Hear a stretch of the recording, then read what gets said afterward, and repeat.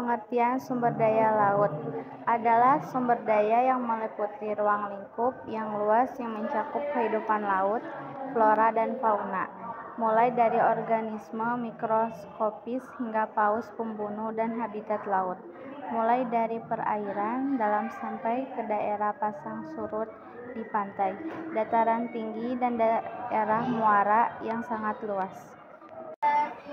Hutan mangrove. Hutan mangrove merupakan sekumpulan pepohonan yang biasanya tumbuh di daerah sekitar garis pantai, yang dipengaruhi oleh pasang surutnya air laut, serta beberapa pada tempat yang mengalami akumulasi, bahkan organik dan pelumpuran. Beberapa contoh hutan mangrove. Ada beberapa tempat wisata hutan di mangrove di Indonesia yang wajib kamu kunjungi, seperti berikut ini nih. 1. Hutan Mangrove Tarakan, Kalimantan Utara. 2. Hutan Mangrove Denpasar, Bali. 3. Grand Meroko, Jawa Tengah. 4. Taman Wisata Alam Angke Kapuk, Jakarta Utara. 5. Taman Wisata Hutan Mangrove, Pariaman, Sumatera Barat. Terumbu karang. Terumbu karang adalah sekumpulan hewan karang yang bersimbiosis dengan sejenis tumbuhan alga yang disebut zooxanthellae. Terumbu karang termasuk dalam jenis filum Cnidaria kelas Anthozoa yang memiliki tentakel.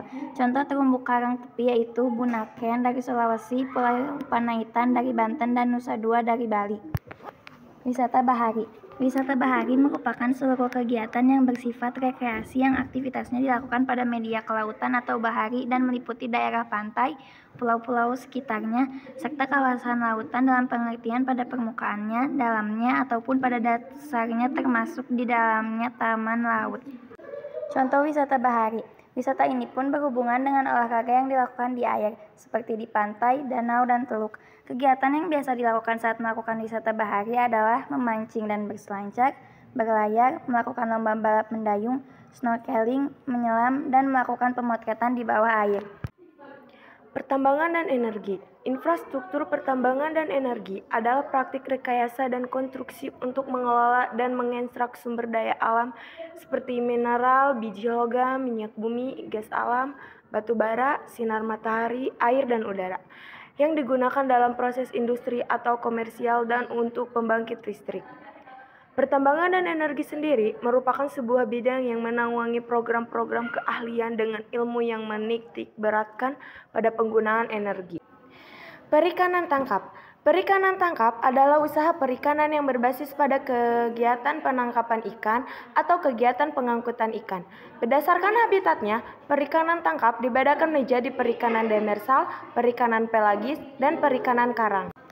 Hasil perikanan tangkap seperti ikan tuna biru, ikan cakalang, dan ikan terumbuk. Hasil perikanan budidaya seperti ikan mas, ikan lele, dan ikan bandeng. Perikanan budidaya. Perikanan budidaya adalah kegiatan memproduksi biodata organisme akuatik air untuk mendapatkan keuntungan. Selain budidaya perikanan, dalam sektor perikanan produksi biodata akuatik dapat dilakukan melalui penangkapan atau perikanan tangkap. Jenis hasil budidayanya sangat beragam. Hasil perikanan budidaya seperti udang, lobster, ikan lele, nila, gurame, bawal, bulet, dan lain-lain. Kegiatan ekonomi di sektor perikanan banyak terdapat kendala yang mengakibatkan kesejahteraan para nelayan atau pelaku budidaya ikan dinilai masih jauh harapan. Pengelolaan sumber daya. Pengelolaan kelautan adalah penyelenggaraan kegiatan, penyediaan, pengusahaan, dan pemanfaatan sumber daya kelautan serta konservasi laut.